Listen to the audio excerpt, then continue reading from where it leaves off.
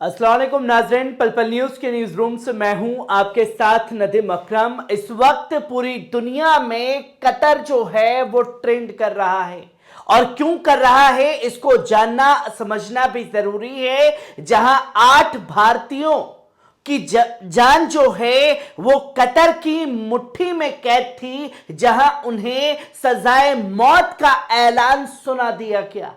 यह फरमान जैसे ही जारी कतर की अदालत की तरफ से हुआ तो पूरी दुनिया में खलबली मच गई और भारत सरकार ने इसमें आगे आकर के बड़ा कदम उठाया और 8 भारतीयों की जान को लेकर के कतर से तीखे सवाल किए गए। जहां अब अदालत में जब सीधे तौर पर भारत सरकार इन्वॉल्व हो गई तो अपर अदालत में जब मामले की आज सुनवाई हुई तो कतर को अपना फैसला पलटना पड़ा है, जो कि पूरी तस्वीर आपके सामने रखूंगा कि किस तरीके से क्या क्या हुआ। जहां गोदी मीडिया में भी बड़ी जीत, बड़ी कामयाबी, पूरा का पूरा श्रेय जो है वो केंद्र की मोदी सरकार के ऊपर बांध दिया गया और यह बता दिया गया कि यह भारत सरकार की बड़ी कामयाबी के तौर पर देखा जा रहा है।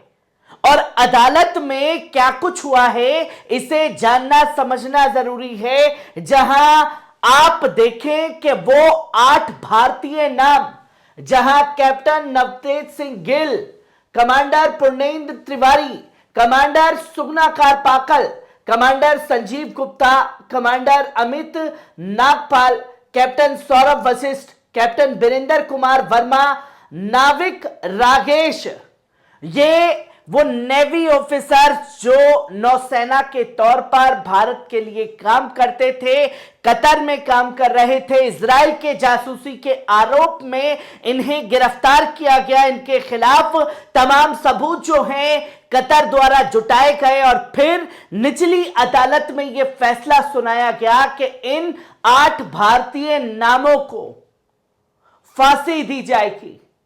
और जब यह ऐलान हुआ तो भारत सरकार ने आगे आते हुए कदम उठाए और जब सीधे तौर पर भारत सरकार इन्वॉल्व इस केस में हो गई तो कतर की अदालत को भी अपना फैसला पलटना पड़ा है। जहां साफ मायनों में समझा जाए तो यह वर्डिक्ट कोर्ट में हुआ और कोर्ट में यह बड़ी कामयाबी हुई। जहां 8 जो भारतीय नौसेना जवान हैं उनके परिवार के लोगों ने अपने अपने वकील को हायर किया हुआ था। एक तरफ अगर अदालत में देखें तो भारत सरकार की तरफ से भी बात को रखने के लिए वकील जो हैं वो हायर किए गए थे। कतर सरकार की तरफ से अपना वकील इन 8 भारतीयों के ऊपर तमाम फैसले कर चुके थे और फिर जब अपर अदालत में यह फैसला सामने आया तो भारतीय राजदूत भी आज के दिन पर अदालत में मौजूद थे।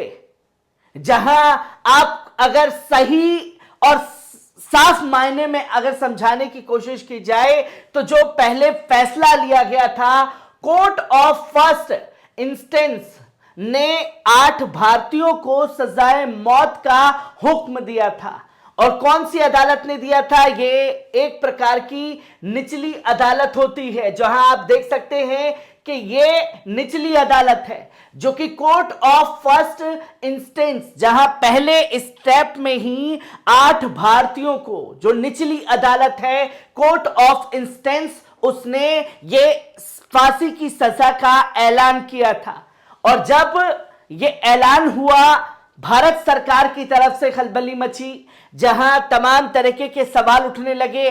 पार्लियामेंट के अंदर विपक्ष भी केंद्र की मोदी सरकार पर सवाल दागने लगा और पूछने लगा कि क्या किया जा रहा है 8 भारतीयों को लेकर के।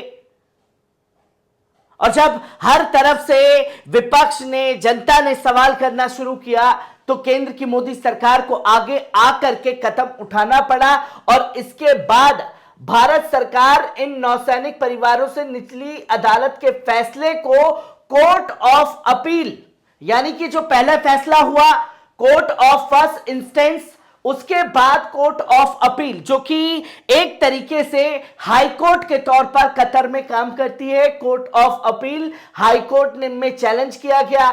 गुरुवार को इसने ही सजाए मौत को सजा में बदल दिया है, यानी कि सजा हुई है, कारावास के अंदर रहेंगे, जेल के अंदर रहेंगे। अभी कोई तरीके का कदम नहीं उठाया जाएगा कि वो बाहर आएंगे या नहीं आएंगे, पर हाई कोर्ट ने ये ऐलान कर दिया कि ये जो फैसला हुआ है ये अब मौत की सजा में नहीं है, बल्कि जेल की सलाखों के पीछे कितने सालों तक रहेंगे, क्या आजीवन कारावास होगी, अभी इसकी भी वर्डिक्ट सामने नहीं आई है। पर अब अगला कदम भारत सरकार की तरफ से जो उठाया जा रहा है वो कदम है सर्वोच्च अदालत, यानी कि कोर्ट ऑफ कंसेशन। एक तौर पर कतर के अंदर सुप्रीम कोर्ट की तरह यह काम करती है, जहां हाई कोर्ट के फैसले जो कारावास में तब्दील है उसको चैलेंज किया जाएगा भारत सरकार की तरफ से कोर्ट ऑफ कंसेशन, जहां पहली अदालत, फिर उसके बाद हाई कोर्ट, फिर सुप्रीम कोर्ट की तरह जो है कोर्ट ऑफ कंसेशन काम करती है, जहां इसके बाद फैसला होगा, जो कोर्ट ऑफ सेंसेशन का फैसला होगा वही फैसला पूरी तरीके से लागू किया जाएगा। जहां पहले सजाए मौत निचली अदालत में, फिर कारावास के अंदर, और फिर तीसरे स्टेप की तरफ बढ़ा जाएगा। और जब यह कार्रवाई आज पहले दूसरे अदालत में, यानी कि दूसरी बार जब 8 नौसैनिकों को लेकर के यह फैसला हुआ है, तो उस दौरान हाईकोर्ट के अंदर भारतीय राजदूत भी मौजूद थे, जिसके बाद ये तस्वीरें सामने आई। और जब ये तस्वीरें सामने आई हैं तो विदेश मंत्रालय ने फैसले की डिटेल्स का इंतजार कर रहा है, और भारतीय विदेश मंत्रालय की तरफ से इस बारे में लिखित बयान जारी किया गया है कि इसमें सजाए मौत को कैद में बदले जाने की जानकारी दी गई है।